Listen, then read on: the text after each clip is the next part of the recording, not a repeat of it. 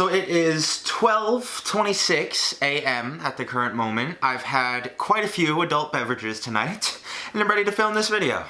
But what is going on, guys? Welcome back to this week's brand new Buzzfeed test. Now let's take a moment to look back at all the trends and some of the pop culture stuff that we've had so far this year. You have some very questionable politicians. You have the resurgence of the great legend Harambe. You have some atrocious rap videos, bro.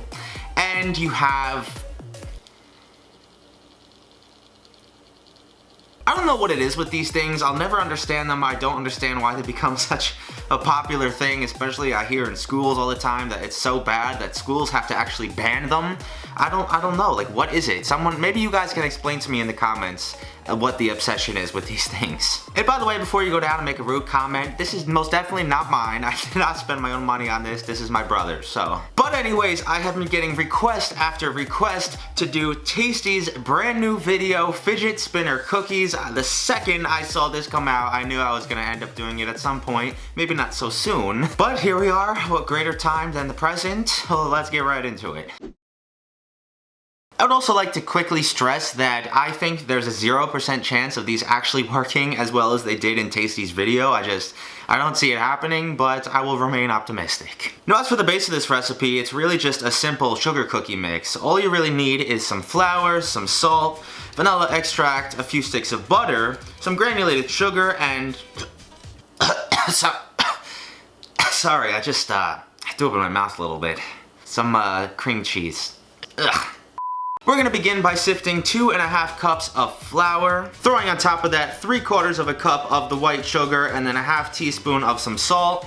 Give that a little bit of a mix, and then add 1 cup or the 2 sticks of room temperature softened butter. Within 3 strokes of me trying to mix this butter in, I already got flour all over the place, so I just went in with my hand. And then just finished it off with 2 teaspoons of the vanilla and 2 tablespoons of this devil cream. To be honest, at first, I almost skipped over this recipe because of the most repulsive, inhumane ingredient made in mankind. But the last time I skipped a recipe with that involved, you guys got a little frustrated, so I'm doing it just for you. Also, I don't think 2 tablespoons is enough to overpower the whole thing and make it taste like cream cheese, so let's just pray. Now, once I got that all kneaded out and combined into a ball, I just threw some plastic wrap over that and threw it into the fridge for about 30 minutes. In the meantime, we're gonna begin to work on our royal icing to basically glue all the pieces together. And this recipe is even more simple than the cookie dough. I added 3 cups of powdered sugar along with a 1/4 teaspoon of cream of tartar. I still don't know what this ingredient is, but I've used it multiple times, so I probably should know by now. Set that to the side for 1 minute while I grabbed 2 eggs, separated the yolks from the whites, beat up the whites for a minute, and then added that into the sugar mix. Now, I know you're all probably gonna say that it's really stupid to use a hand mixer with some egg whites that you just took the time to beat, but you don't really want any air in royal icing. You want it really thick and sticky because we are exclusively using it in this recipe as a glue, so that's probably why. Now, once I got to this stage, I separated out 3/4 worth of the icing and turned this all blue with some royal blue icing color. The remaining white icing I'm gonna use for the centerpieces, and then the glue, and then the blue I'm gonna use for the main cookie. And that is looking pretty good, and our 30 minutes is up. So I grabbed the dough out of the fridge, I rolled it out onto my countertop with a rolling pin, and started to try to cut some of these shapes out, which, to put it lightly, it was not an easy task. I didn't want to shove the dirty fidget spinner in the actual dough. Number 1, so the cookie would be the same width throughout, and number 2, this thing has been touched by 100 people. I don't know whose hands have been on this. But I was able to carefully cut out a few shapes out of the dough, and then I transferred them over to a cookie sheet that was lined with some parchment paper. Next up, I grabbed a cap from a leftover water bottle and started to stamp out a bunch of circular centerpieces that will be the finger holder for these spinners. And finally, I pushed all the dough back together so it's a little thicker than before, and used a straw to stamp out what is going to be the connector piece going through the actual main part of the cookie. Now, once I had all of that ready to go on my cookie sheet, you want to throw it in a 350-degree oven. After 7 minutes, take out those tiny little connector pieces, and then leave everything else in there for another 7 minutes. We have now arrived to this point. We have some finished, cooled fidget spinner cookies. We have a royal icing in 2 different colors. Let's attempt to start assembling this. I first squeezed out some of that blue royal icing across the main part of the cookie, not getting in the middle where the hole is. I did a couple different designs for each one, just hoping to make them look a little bit decent. And then with the white, I covered all of the center pieces. Obviously, you're gonna need 2 for each cookie, so I made 14 in total. Now, after all that has dried, all you have to do now is grab one of the center pieces, attempt to glue one of the little knobs, I don't know what else to call them, onto the centerpiece in the middle, let that dry, and then try to stick it through the main cookie, which by the way, the hole was not nearly big enough, but I just tried to work with it and then stick another cookie on the other side. The cookies kept falling apart. They didn't want to stay together. If I did get them to stay together, then the icing hardened on the main cookie so it wouldn't spin. I just did the best I could and I got a few out of it, so let's give them a try. Now first, I think a comparison is in order. Now this one I tried to like only pipe on the outside, so it looked kind of similar to this.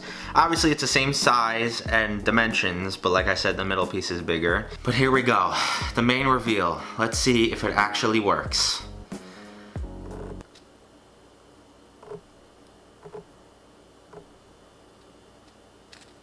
Oh, wait. Alright, let's get you a close-up here. I think that's the best angle for you.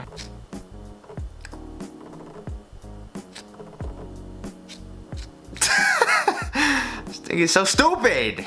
All this work! I mean, does it work? Theoretically, yes. I can hold the top and the bottom and then the middle spins.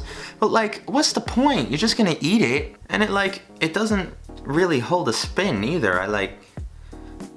Okay, so I've spun it like maybe 4 or 5 times and the middle piece just snapped in half, as you can see.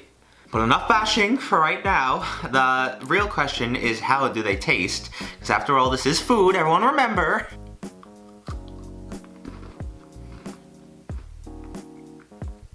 The icing has an overwhelming resemblance to toothpaste. But that's not Tasty's recipe. And the cookie is like kind of flavorless. Actually, you know what? This tastes like, and it makes sense because it's the same ingredients, it tastes like the crust on the cherry pie from Katy Perry's video that I made a few weeks ago. Now as a pie crust, that was fantastic. It was the same ingredients, pretty much made the same. As a cookie, it's okay. I have a feeling they made this recipe thinking that it'll be a little bit stronger. I'm just over this trend and this recipe. I guess I'll give it like a 6 or 7, I don't know guys.